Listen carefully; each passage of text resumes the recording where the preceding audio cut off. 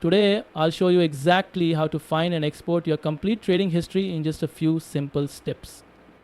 First, head to Kraken's official website at kraken.com.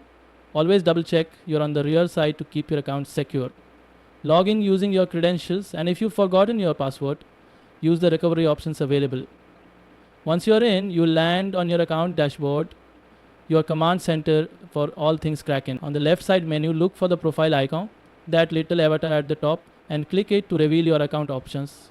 Here's where it gets interesting. Select the JT option from the drop down menu. Don't let the name confuse you. This is your gateway to important account settings. Now navigate to the Documents tab, your treasure trove of transaction records.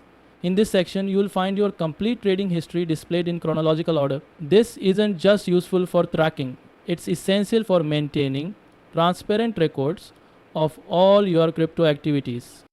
When you are ready to save your records, simply look for the download button. With one click, you can export your full account statement as a file, perfect for tax season or personal record keeping. And that's all there is to it.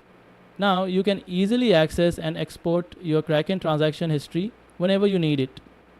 If this guide helped you out, don't forget to like and subscribe for more crypto tutorials